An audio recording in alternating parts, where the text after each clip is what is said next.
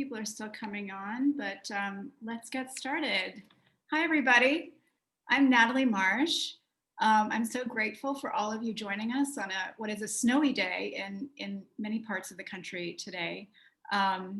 Thank you all for joining us. This is our third and final installment in the AAMG Kress series. We want to thank Kress for their ongoing support and are really grateful to be able to be joined by our speaker today, Caroline Randall Williams. I'm going to first introduce her in a moment and then share, but I want to share our format for today. We're going to ask Caroline to speak and then welcome audience questions in the Q&A function in your Zoom screen. After the talk, we'll be sure to ask your questions, so feel free to enter them at any time. I'm joined also today by Christina DeRocher, who is the president of AAMG and co-moderator. Now I'd like to introduce Caroline and get started. Caroline was born and raised in Nashville, Tennessee, where she lives and works now. She is an award-winning poet, as many of you know, and a young adult novelist, and a cookbook author, as well as an activist, public intellectual, performance artist, and a scholar. She joined the faculty of Vanderbilt University in the fall of 2019 as a writer in residence in the Department of Medicine, Health, and Society, while she continues to work and speak to the places where art, business, and scholarship intersect, moving people closer to their best lives and corporations closer to their ideal identities. And that is really why we've invited Caroline to speak to our 2021 conference theme of wellness and equity to help us move more, a little closer to our best selves as we come to the end of this extraordinarily challenging year and we contemplate the next. So I'm going to turn everything over to Caroline and look forward to our Q&A at the end. Thank you so much, Natalie, for that introduction. And Christina, also, it's been wonderful getting to know you. I'm so grateful to have been invited to share this space with you all this afternoon. It's a real pleasure to be with you all today. I would have found it a terrific honor to be asked to speak with you under any circumstances, but getting to speak on the intersection between wellness and equity in the museum space. Well, as a social activist, an artist, an amateur historian, and author of a healthy soul food cookbook, well, to me, this topic in this space could not be a better fit. The first thing I wrote down when I began to think about this talk was a set of 3 questions.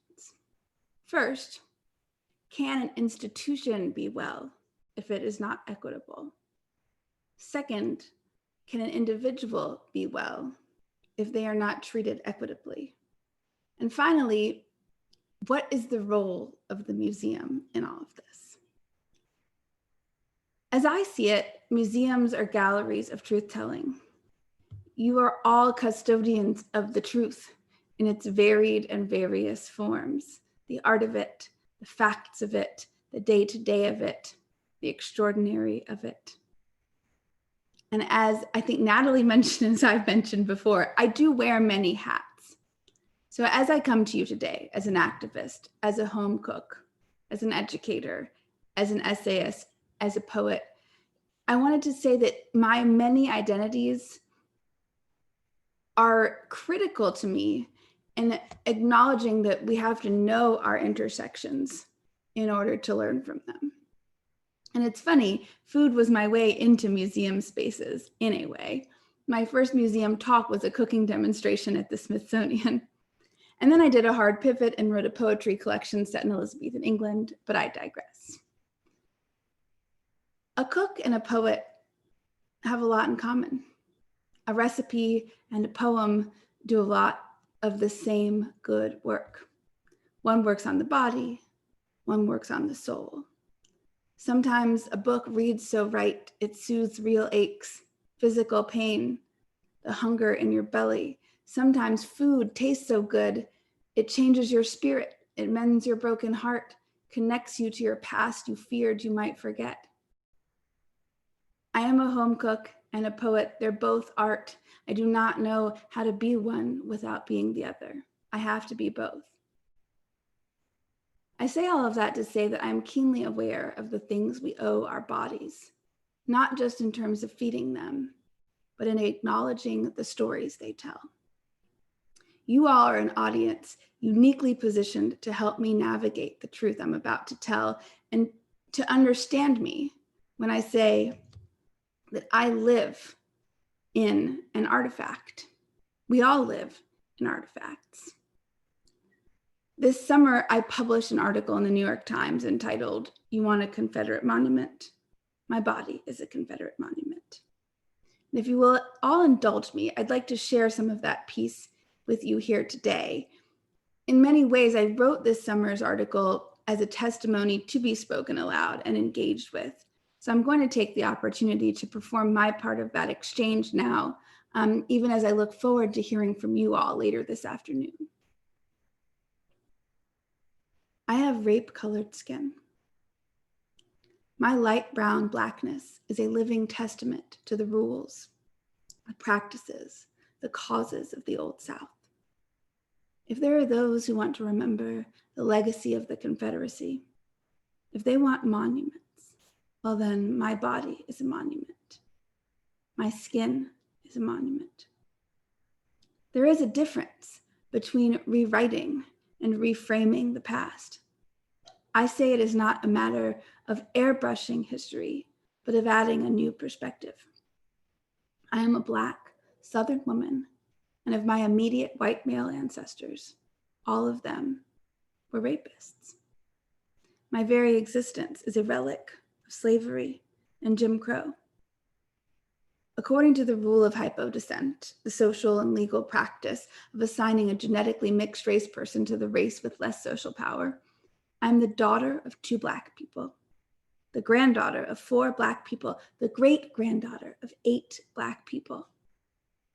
Go back one more generation, and it gets less straightforward and more sinister.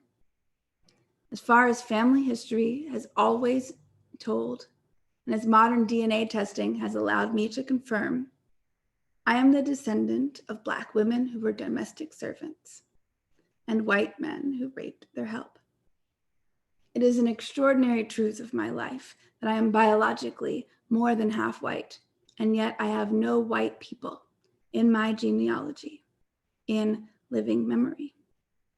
No voluntary whiteness. I am more than half white, and none of it was consensual.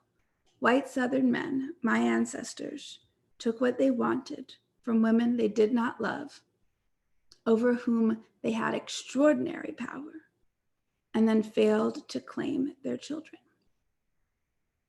What is a monument but a standing memory? An artifact to make tangible the truth of the past. My body and blood are a tangible truth of the South and its past. The Black people I come from were owned by the white people I come from. The white people I come from fought and died for their lost cause. And I ask you now, who dares to tell me to celebrate them? Who dares to ask me to accept their mounted pedestals? You cannot dismiss me as someone who doesn't understand. You cannot say it wasn't my family members who fought and died. My Blackness does not put me on the other side of anything. It puts me squarely at the heart of the debate. I don't just come from the South. I come from Confederates. I've got rebel gray blue blood coursing my veins. My great-grandfather Will was raised with the knowledge that Edmund Pettus was his father. Pettus, the storied Confederate general, the grand dragon of the Ku Klux Klan, the man for whom Selma's Bloody Sunday Bridge is named. So I am not an outsider who makes these demands. I am a great-great-granddaughter. And here I'm called to say that there is much about the South that is precious to me. I do my best teaching and writing here. There is, however, a peculiar model of Southern pride that must now, at long last, be reckoned with. This is not an ignorant pride, but a defiant one. It is a pride that says, our history is rich, our causes are justified, our ancestors lie beyond reproach. It is a pining for greatness, if you will. A wish again for a certain kind of American memory, a monument-worthy memory. But here's the thing. Our ancestors don't deserve your unconditional pride. Yes, I am proud of every one of my Black ancestors who survived slavery. They earned that pride by any decent person's reckoning. But I am not proud of the white ancestors whom I know by virtue of my very existence to be bad actors. Among the apologists for the Southern cause and for its monuments, there are those who would dismiss the hardships of the past. They would imagine a world of benevolent masters that speak with misty eyes of gentility and honor and the land. They deny plantation rape or explain it away or question the degree of frequency with which it occurred. To those people, it is my privilege to say, I am proof. I am proof that whatever else the South might have been or might believe itself to be, it was and is a space whose prosperity and sense of romance and nostalgia were built upon the grievous exploitation of Black life. The dream version of the Old South never existed. Any manufactured monument to that time in that place tells half a truth at best. The ideas and ideals it purports to honor are not real. To those who have embraced these delusions, now is the time to re-examine your position. Either you have been blind to a truth that my body's story forces you to see, or you really do mean to honor the oppressors at the expense of the oppressed, and you must at last acknowledge your emotional investment in a legacy of hate. Either way, I say the monuments of stone and metal, the monuments of cloth and wood, all the man-made monuments must come down. I defy any sentimental Southerner to defend our ancestors to me. I'm quite literally made of reasons to strip them of their laurels. Put another way, I am of late all about the business of reframing and expanding our notion of what monuments are, what artifacts are, what they can do, what they ought to be. On the heels of that article, people have asked me again and again, well then, what do we do with these monuments? Now, here's where you all come in. That's why I belong here in this space with you all today, because my answer has consistently been they belong in museums. So much of this is about the question of, is about the work of healing, of wellness, and it just demands offering more context, and that's what museums can do. As museum professionals, you all are the curators, the custodians of the truths your collections tell.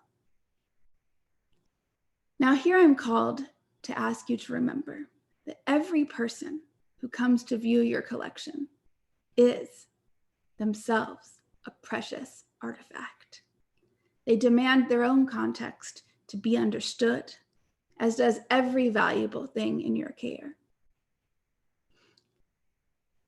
Now, I'm going to take a moment to put my own poet's hat back on and invite you all to be the first to hear the beginning of a longer form prose poem that's inspired by this conversation. When I wrote that my body was a monument, that was only the beginning of the thought. A body does so much work past the work, so much telling past the shape of the thing. My body has been a bent note, a sound made for the blues. My body has been a sharp knife made for fear and polish and blood and good steak. She is also a whole book, an artifact, a mirror, an instrument, a weapon, a frame, a window, a pipe, a funnel, an altar, a vehicle, a platonic ideal, and a veil, and a cave, and a capo, and all 6 guitar strings together. What if I told you that every body is a living document, a text to be read by the world, a text you write on, revise, reread, redress, a text the world reads and misreads, handles and mishandles? So yeah, the body, she's a monument. She's a document. She's a declaration of freedom or peace or war. What else? It's easy to imagine the body a weapon, but what kind of weapon am I? Is a bridge a finished weapon, or a tool, a resource, an asset? Am I a bridge? I've been one before, but am I one still? Do you stay all of the things you've been once you've been them? I invite you now to imagine how students entering your museum spaces will receive your collections. Wonder, how did they hear the truths your collection tells? The objects and artworks in your care mean different things, represent different things to different people. How do you account for and accommodate that truth? Have you asked yourselves to inquire after that truth in the first place? Because of my many hats, my many ways of being othered, living in an othered body, I would argue that I'm unusually well equipped to judge how inclusive, how equitable, how well a place or person or institution is relative to how equitable and inclusive and well it means to be. That is to say, more often than not, a reasonable way to tell if a gathering or person or institution is well, is equitable, is inclusive, is to ask the question, does it include me? If you let me in but don't help me feel welcome, you've ticked a box, but you haven't established equity. And I'm not well, and you aren't, not really. If you're not fighting for it, you're not pulling it off. Because let me tell you something, I'm fighting for it all of the time. Every day, I'm fighting to see myself in curated spaces, to feel included, and to include people coming up behind me. It cannot be that the historically other must be solely responsible for their sense of their welcome at the table, whatever that table might be. So if equity and wellness are principles that you abide in and mean to live by, then you'd better be spending a lot of time getting uncomfortable. Wellness demands equity. Establishing equity demands self-examination. You've got to get that good kind of doubly conscious. Now, if you've read W.E.B. Du Bois's Souls of Black Folk, then what I'm about to say next will be a bit of a refresher course. Double consciousness, as Dr. Du Bois framed it, is the awareness that all Black people in this country must live with, an obligation to yourself, to see yourself not just as you are to yourself, but to see yourself as the world sees you in order to survive the world. If that sounds akin to empathy, that's because it is like empathy, but I would argue that it's really empathy's elemental existential cousin. It doesn't have to be activated more than once. It's a permanent state of being, and one that can, I believe, be used for the good moving forward. It's easy to invite someone different to come be different in front of you, to teach you something, to make you feel cultured or cultural, engaged or engaging. It's terribly, terribly hard to make an othered stranger feel welcome into a shared fold. My grandmother and her father before her were both librarians. And what is a library but essentially a book museum? What is a librarian but a curator and a custodian of words? I'm going to digress for a moment here, but only to veer back. I love etymology. One working source for our word monument comes from, and forgive my pronunciation, my Latin is entirely an amateur pursuit, from the word monere, which means to remind, to advise, to warn. And I think we forget about those last two parts. They've fallen away from our familiar sense of the word as it's used today. I've said I live my life in an artifact. What I didn't tell you is that I've given this kind of artifact a name. I call it a body politic. Politic with a K. The term came about almost as a joke. It came to me tongue in cheek. It came as that bent note, a nudge, but also a mental paper cut, an unreachable itch. I'm obviously interested, albeit distantly, in the sort of medieval definition of the body politic as the people of a nation, state, or society considered collectively as an organized group of citizens, because of the ways in which my body, my genetic makeup, and my appearance complicate the story of how that's supposed to be understood, especially here in America. But I'm more interested in the notion of how my body's story makes me reconsider and reframe the notion of realpolitik, the system of politics or principles based on practical rather than moral or ideological considerations. The fact of the matter is that the practical principles of my life are based on what I consider to be the failures of the moral and ideological considerations of the people and ruling structures of this country. When I wrote that my body was a Confederate monument, I was getting at that point. When I wrote that to chastise my country was to show love for it, I was getting at that point. Living in my body as a monument, as an artifact, as part of the American body politic, continually forces me to consider questions through the lens of realpolitik. It's a mutant child of Du Bois's double consciousness in a way. It's not to see myself twice, but to see the world for what it is, rather than what it says it is, in order to actually survive it. That's work that you do, curating museum spaces too. I'm writing and thinking and speaking louder and more regularly than I ever have in my life because I think people need to see how this looks in real time. I've lived so much in white spaces in this Black body, and I think it's time to talk more about what I've learned from figuring out how to survive it to the degree that I have, not just about myself, but about certain kinds of American, Western, societal blind spots, and ultimately how we might better give and receive necessary tough love and tell our stories, keep our records more fully and truly.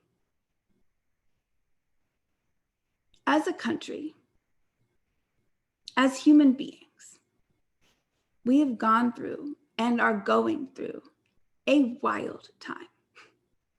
To survive it, we have to hold on to one another, to our stories, our artifacts. Museums are where we go to remember who we've been, where we've been, what we've created, what we've destroyed, what we've accomplished, and how. It's never been more important that we have an equitable approach to that kind of responsibility in order to shape the future rightly. That is how we will get well and stay well. Finally, I would like to close these remarks with a poem I wrote toward the beginning of the pandemic lockdown. It was a cry for survival and connection, and another worrying after some universal truths. And I think it's very much in keeping with the spirit of this gathering today. It's called What's Left There. After we divide what we want from what we can't survive the lack of, flip it. After we divide the desire from the need, the milk from the dark chocolate, the top shelf spirit from the buzz in the head, then, yes, then we are getting somewhere. Let me tell you a story. Once upon a time, sometime, somewhere, folks was in danger, and there wasn't enough to live by. And then, sometime, everywhere, some folks wanted to get safe and stay safe and be well. And then some folks, sometime, somewhere, they said, make a plan. They said, be ready. They said, name your needs and hunt. They said, plant your seeds and strive. And hey, ever after, some folks, ever after, they lived. And that's a good story because it's true, because we live it. Divide desire, that fresh loaf from the need. What's wholesome? Froze. Flip it. Divide what we want, that first choice egg, from what we need. What's still on the shelf, and we know we chose once. Girl, yes, I said name your needs. Here, I'll name mine. A drink, a lift, a split in the day, and hunt. Here, yes, in the back, it's a red and not gin, but will do. And oh, I did buy it once and think it was love, the bottle, not the boy. Plant your seeds and strive. Well, I say, there is a little hope in all of this. And I will sow it here in my some folks cup, sanctified with this cupboard wine. Tremble in gratitude at what the will to live looks like in my house these days. And so, grateful, I say, we will drink the wine and we will eat what's left there, and our past will sure sustain us. Thank you so much for having me this afternoon to speak with you all. I'm so grateful to have shared some of the words and thoughts with you, and I'm so excited to hear any questions and insights that you guys have to bring to the conversation. Thank you so much, Caroline, for those inspiring words and thoughtful presentation. We're so happy that you could be with us today. Natalie has got a question for you prepared, and we're also starting to get some questions in the Q&A. I just want to remind people, please type your questions into the Q&A, and we'll be sure to answer them and pose them to Caroline. Thank you. Caroline, I'll pose a question that arose when I reread this morning your New York Times op-ed, "My Body is a Confederate Monument," which you used today and cited today. I was thinking a lot about this issue of rewriting versus reframing the past, and how we fit into that, that necessity, and being able to distinguish. And it strikes me that sometimes museums drift toward that dream version or the nostalgic ideal of a place or a people, or even their social role. And I'm wondering what the greatest success story might have looked like for a museum, and what we need to guard against in drifting to that dream version or the nostalgic. That's an amazing question. I think that there's a number of different ways to be successful, right? As a museum, when it comes to those kind of things. And now the name of the plantation is escaping me, but there's a gentleman in Louisiana who bought a plantation and has made it a plantation that is a real living museum to the horrors of slavery. Whitney. Oh, I see. Thank you. Whitney Plantation. For some reason, I was saying McKinsey was the name of my, which is not right at all. Whitney Plantation. I think that's a wildly successful museum exercise. I think, the Holocaust Museum comes to mind for me. It's one of the most powerful spaces I've ever entered, whether it be a monument,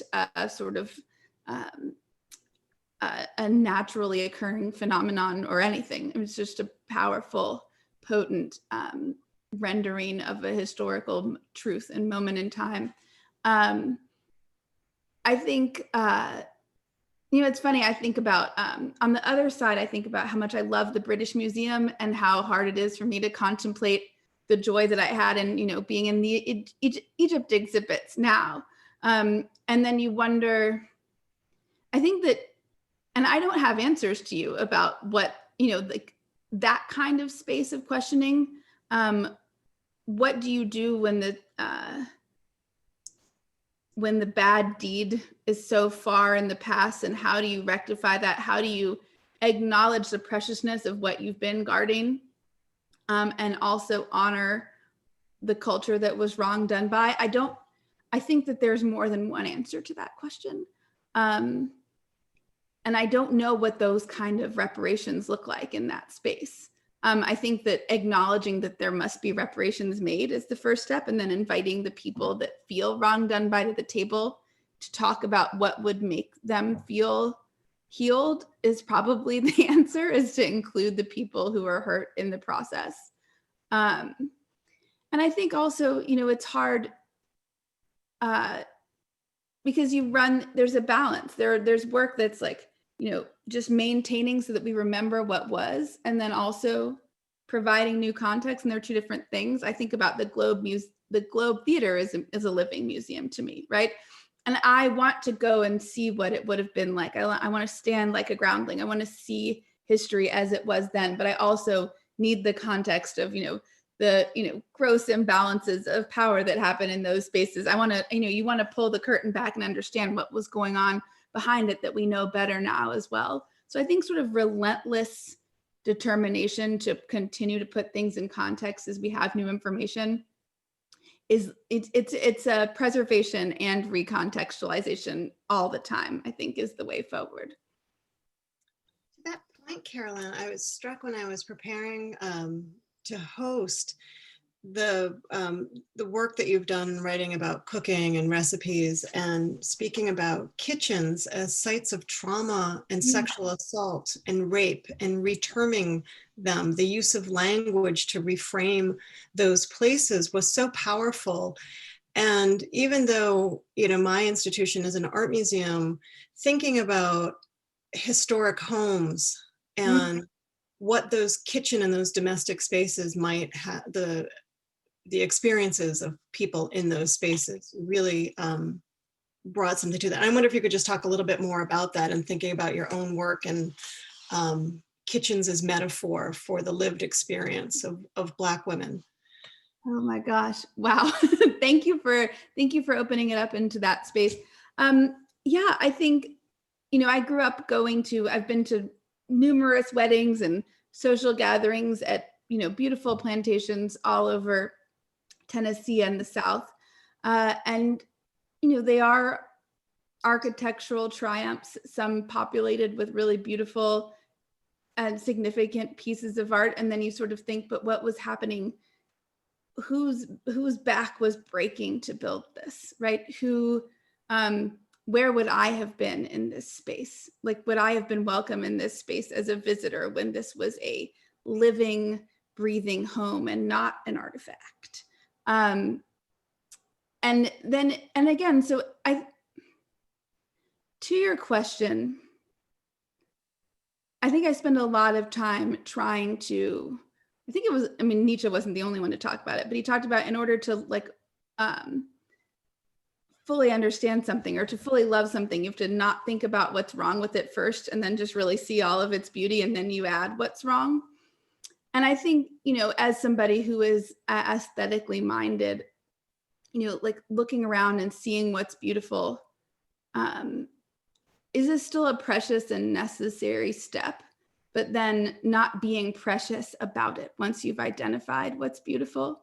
Mm-hmm. And to say, okay, I know that this is here, but then, you know, how did it get here? Who suffered in its space? Who suffered for it to be created, right?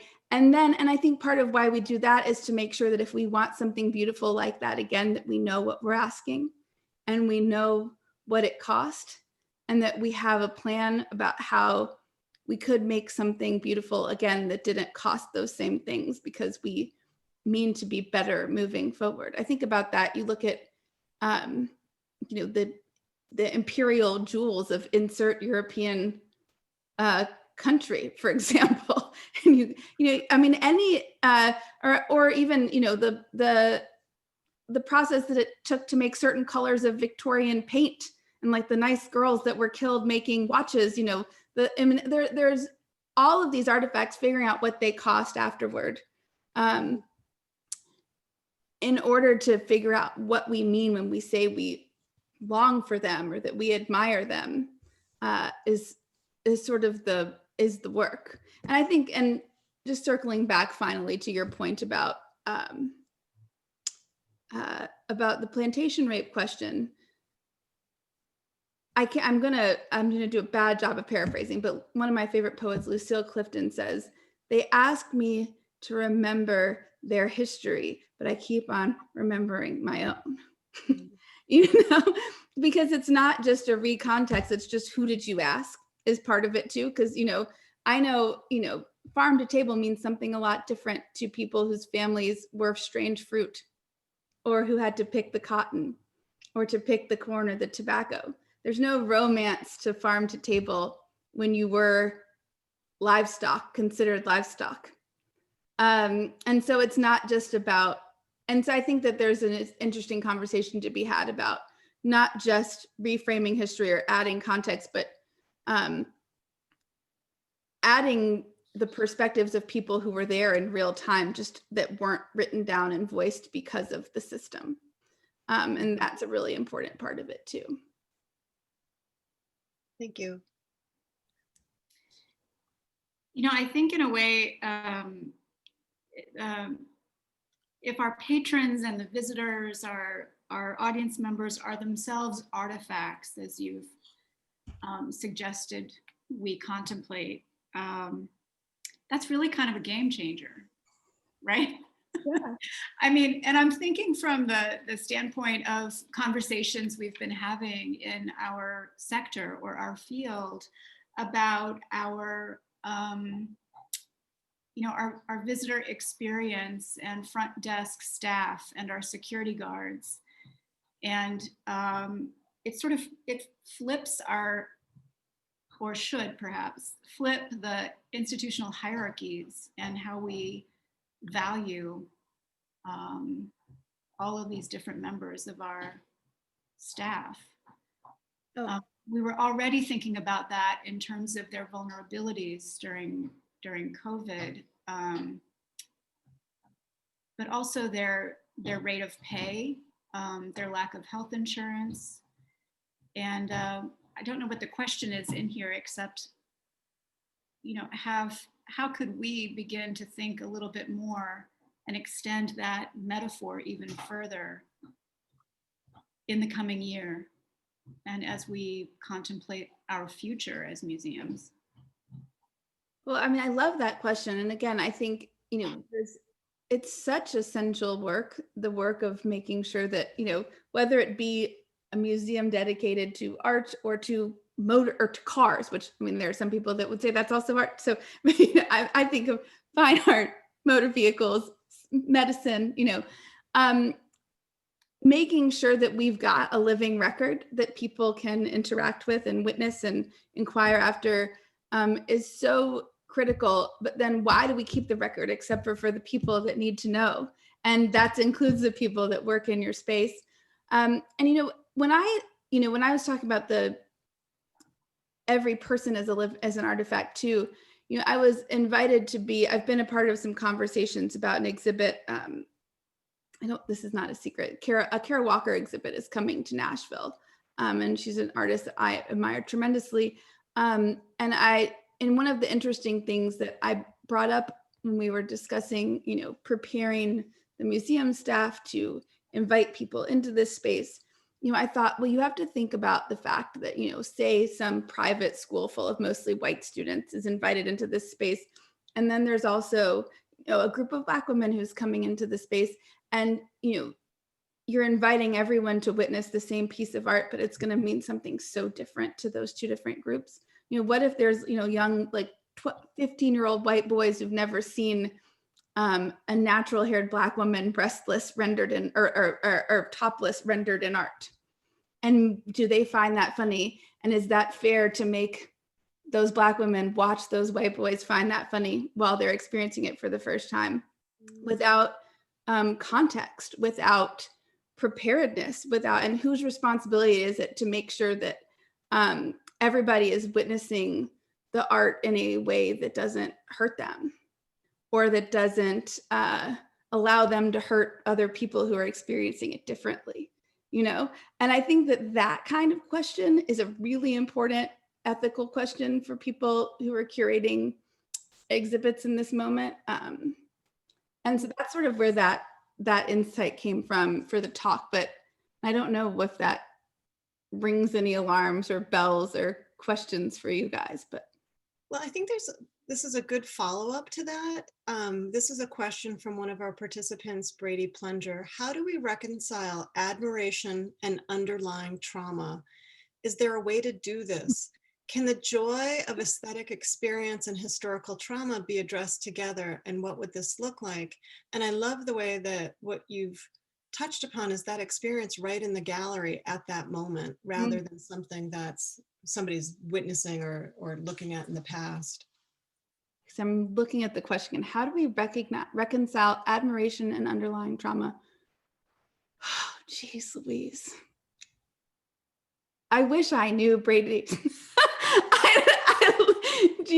I think, again, I think that I'll just be frank. The first thing that comes to me is Winston Churchill, who as a wordsmith, I admire, and as somebody who really relishes the triumph of good over evil in World War II. I really admire him. I also have friends who have of Bengali descent who think that he is like one of the great tyrants and monsters of the 20th century.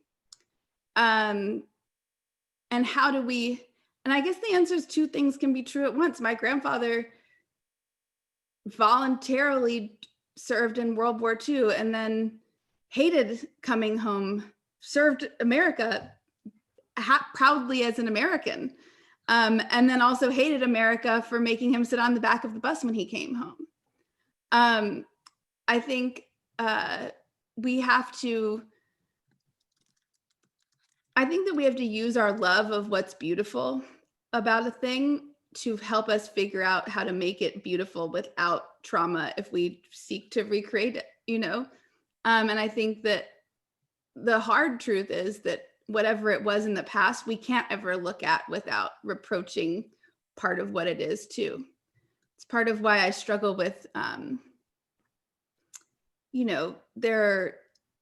love English period drama, but there are certain ones set in certain houses where I'm like, just because the sugar plantations were in, in islands somewhere, not England, doesn't mean that that's not what was happening to build that fortune.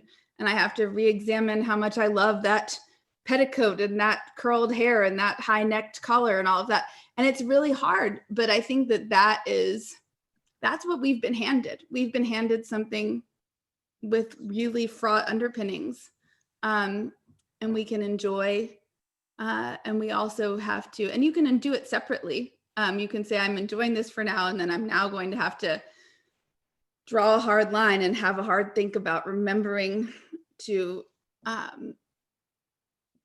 engage with that reproach too. It's the same, emotionally, it's the same exercise as any indulgence. Like you have to, if you're going to eat a thing, you have to exercise. You can't have all of the luxury of a thing without acknowledging the harm it could do. You have to be rigorous. I feel like we're putting you on the spot with these. You have to have these answers, but I want to make sure that it's really like a dialogue. So there's Please. another great question from a participant. Kirby Tello asks, how do we create equity and share stories of all people involved in the creative process for art in a museum's permanent collection? How can we honor the art in our vault while on the pursuit for equity? Ooh, how do we create equity and share stories of all people involved? That's a great question.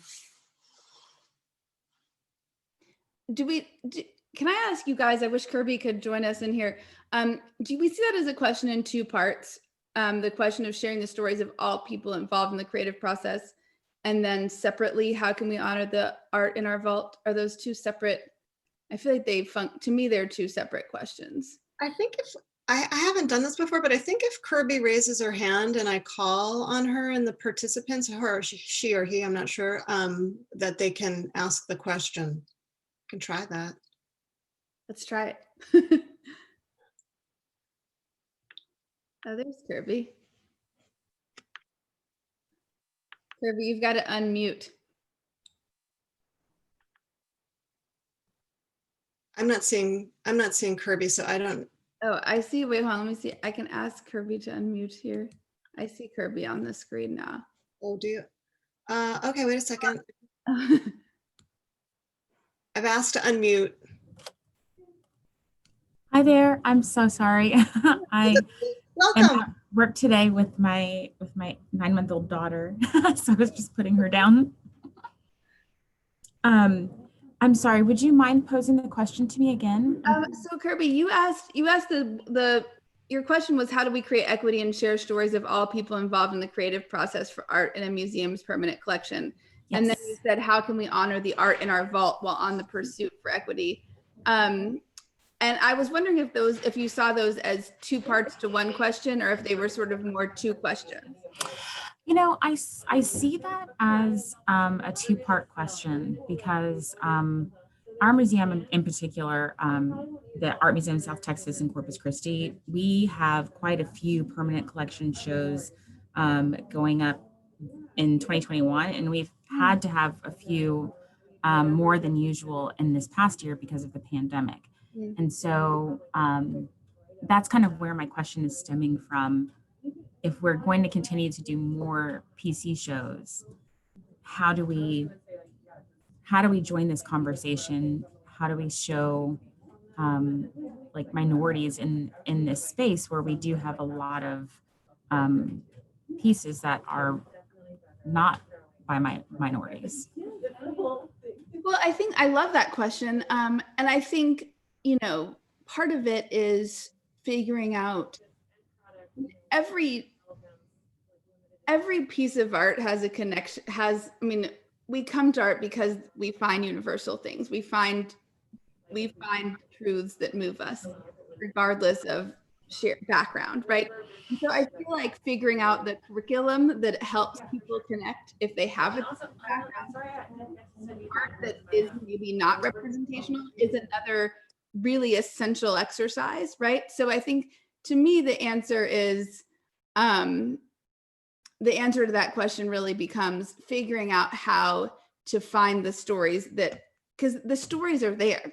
The stories are there to connect anyone to any piece of art. And so doing the work of building a bridge from a minority student or a minority visitor to the story of the art, of the artifact or the piece of art, even when it doesn't feel representational, is its own really essential exercise to help people find their way into connecting with something that feels far away from them.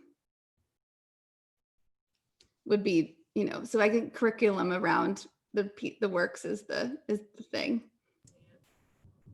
Thank you so much. That feels doable, actually, as well. It's totally so, you can work with local teachers. There's people that would be dying to help you with that, Yeah, that's fabulous. Thank you so much.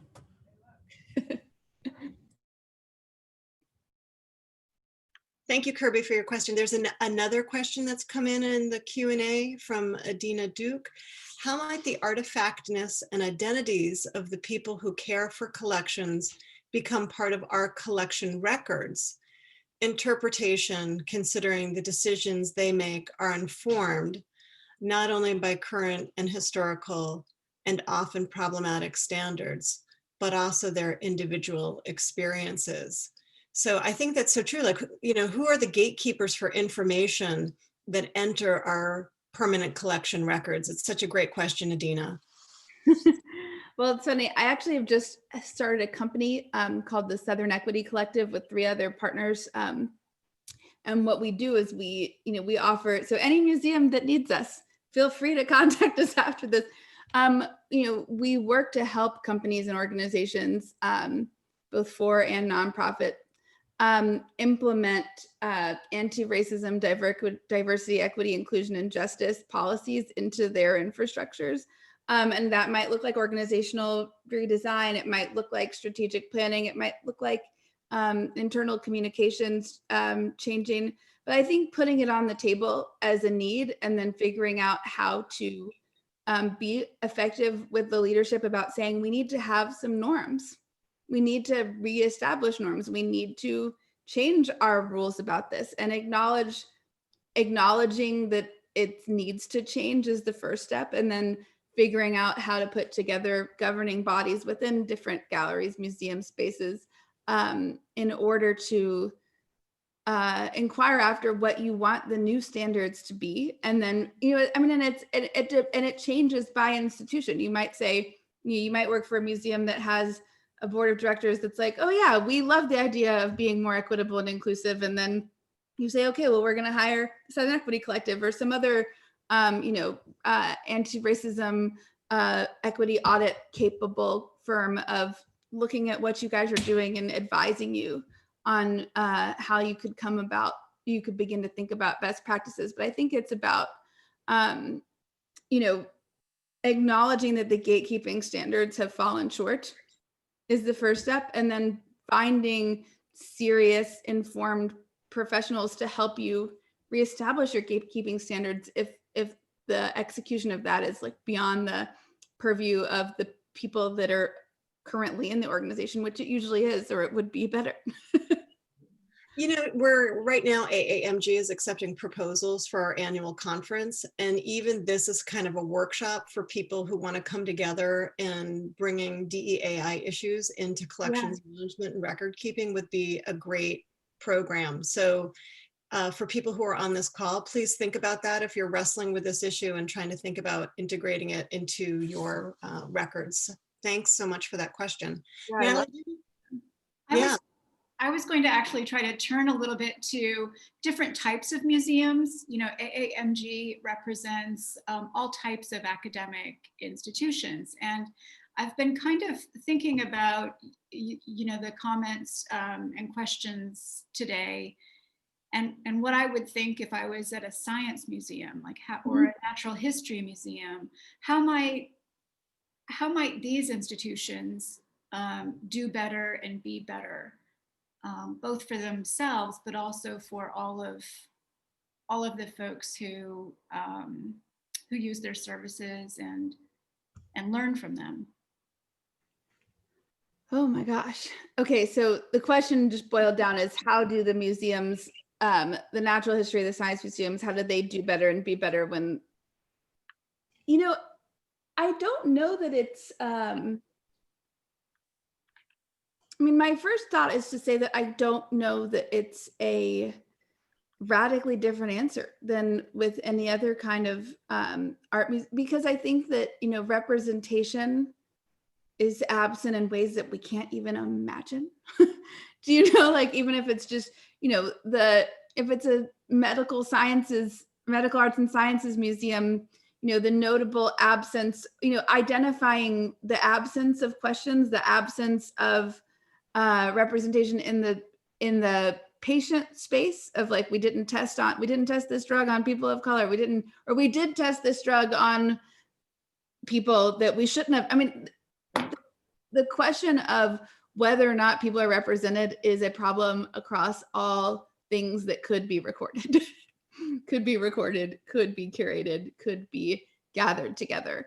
And so I think that it might be case by case about how to get specific about, but I think asking what story hasn't been told, or who, you know, from the curating of the materials to the questions that were being asked when they were being gathered, there's always ways that we can improve representation in those spaces. I think it might speak most closely to, you know, Kirby's question of like figuring out how to connect where there seems like there isn't representation, figuring out, well, was there somebody who was a famous, you know, indigenous American insect collector who gets under recorded, and we can connect that to the, you know, to the museum of, you know, insert, I don't know what the word is for, and is it what are the people that study bugs? I can't remember. I am really not the one to ask. But but I think, but you get the picture. I think looking, I love entomology. I was right. I'm thrilled by this. Thank you. Thank you, Terry. But yeah, I think that it's a universal need to ask what stories aren't being told, what haven't we asked when we put this collection together. And the representation won't always be race, it will be gendered, it will be geographical, it'll be, you know, like there's all classed.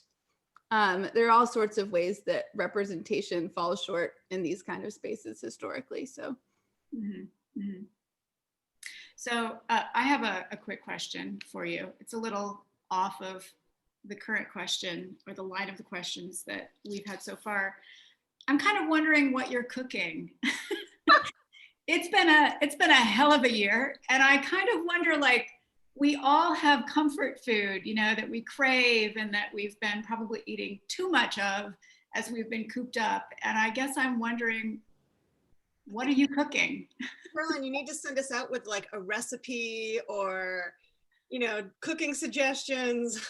Okay, well, my cooking suggestion, I think Soul Food Love, my cookbook, is like sold out everywhere right now, unfortunately. But keep your eyes out because I think they're ordering another print. But what I will say is that I am I'm roasting a turkey for the holiday next week. And so that's I mean, it's not boring, but it's pretty straightforward. What I would say is I've actually been cooking a lot of I make a healthy breakfast casserole. I've made a bunch of those, and I don't mind eating the same thing every day. So I've been eating my breakfast casserole a lot. Oh, Soul Food Love is in stock on Amazon. Thank you, Kirby. Amazing advocacy. I appreciate that. And then I will say that everyone should be cooking because, you know, and I don't think it's just a Black thing, but I think, you know, certainly in the South, we eat greens and black-eyed peas on New Year's Day for good luck and prosperity. Beans for luck, greens for money.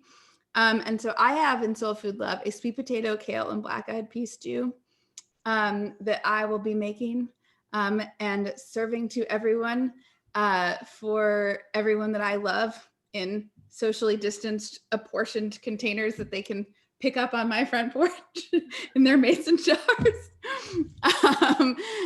for New Year's, to make sure that everyone has luck and prosperity. So that's what I strongly am encouraging everyone to go cook, is the sweet potato, kale, and black-eyed pea soup, so that you have good luck and prosperity in 2021. Because, oh my gosh, I've been saying to myself, I made it this past year, and all I can say is I hate to say it, but I think it worked, which means God knows what would have happened if I hadn't eaten it. given all of what. I'll try anything. So yeah. I'll look into that. But I love that question. All of these, by the way, so my grandmother, the librarian, these are all cookbooks behind me. And the shelves go far that way and far this way. Because in true librarian form, she loved her a book, and she kept them, she collected them. I'm sure she'd be mortified by how out of order they all are now, but I'm a crazy poet person, not a organized librarian, unfortunately. Christina, do you want to follow up? Yeah, I was gonna say, I think those are were no more questions in the Q&A and the chat. So it's 4 o'clock and we can stay on and discuss cooking, or if people have to go, they can sign off. But otherwise, I would like to thank you for your inspiring words, your food for thought, and wish everyone who's on the call a happy and healthy holiday, and for people to stay safe. Allison Starr has said, I have a question.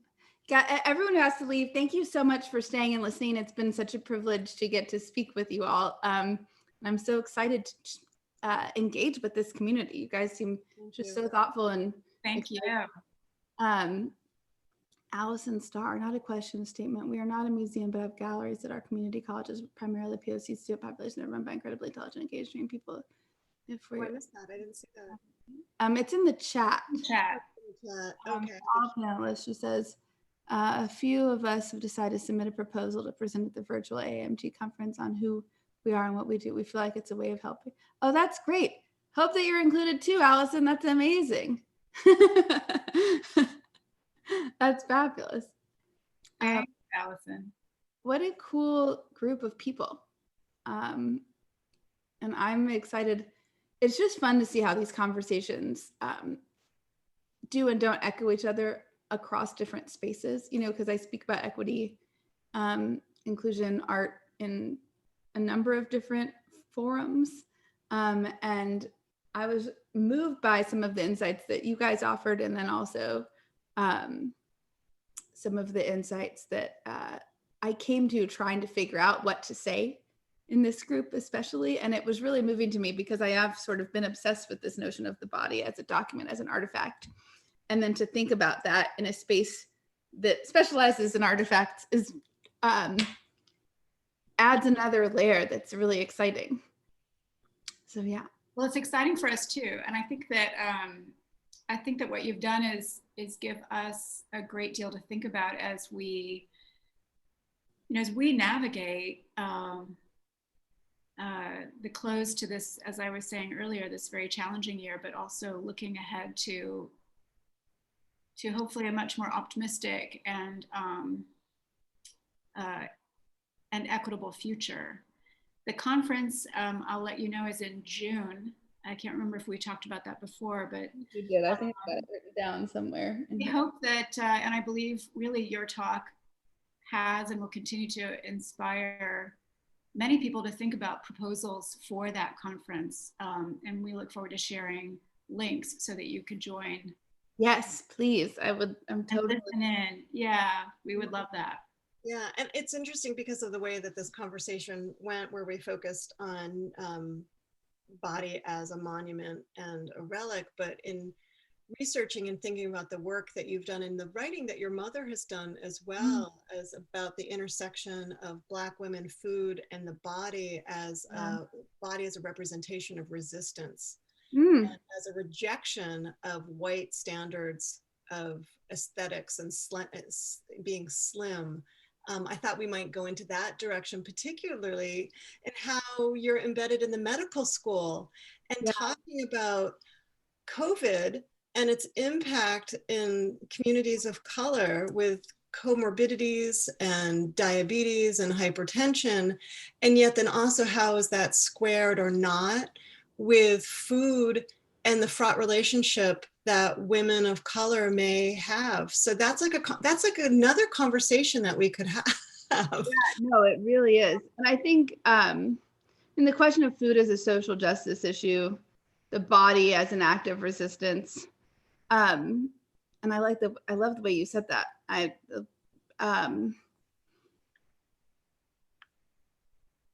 I think it's harder for me to wade in on that without having, my notebook with all of my data, because what you want is the percentages that and you want to talk about informed, explicit correlations between, higher incidences of asthma and obesity in the Black community that are to do with systemic oppression, and then how that has informed and poverty, and how that has informed the disparity in COVID numbers, right? And then to me, I guess part of why the conversation veered back into the artifact monument question is that I think part of these old ills how we heal it is by reframing what we understand in the first place about race in this country. You know, from the beginning, instead of saying, look what's wrong now. I think I'm right now sort of obsessed with how did we get here, and how we got here was by not seeing each other, and how we got here was by not keeping a fulsome and thorough record of what was going on from the beginning. And so to me, part of healing and getting better in the future is about rethinking what we understand of the past. Because I think people go, oh, well, we're just gonna we're gonna heal this, or we're gonna give people this medicine, or give them this money, or like fix this school. But it's like, no, we have to look at how people have been underserved and what allowed us to land here in the first place. And so I think that that's, and it's interesting because that's a reorienting for me, you know, because I think you're right. Much of my work has been about looking to the future, looking at how celebrating how we're different, why we're different, seeing the body, its resistance. But I think to me, and telling our story of what we've been, but I think what I'm interested in doing right now is more demanding a more faithful accounting of the memories of white supremacist systems, as opposed to I mean, I'm obviously always going to tell the stories of Black people, but right now I'm more interested in rigorously demanding that white people look at their stories better. Because I think that that's how we got here, was denial and or like active lying. No. But I think that they're both works are hugely important. But I think that there are people smarter than me doing, you know, like work about talking about the disparities that are occurring in this moment. And I think that there are not a lot of people that feel safe to go into white space and demand redress in that moment. And I think that that's something that I have felt empowered to do because of, you know, my academic experience, my social, emotional, cultural experience. And I think that that feels like my urgent work right now in a different way. But it's interesting. Yeah, thank you. Yeah, that's. Thank you. Well, I think that from the comments that you see in the Q&A and the chat, everyone has appreciated this so much, and we have been so honored to have you with us. You guys are so lovely. I'm so glad to meet you. I feel like I have 2 new friends, or several new friends, everyone here. And I very much would love to be kept abreast of how the conference goes in June, and to be a fly on the wall. Well, we would love that. Thank you again. Thank you guys for having me. Thank you. Thank you. Bye, everybody. All right. Bye-bye.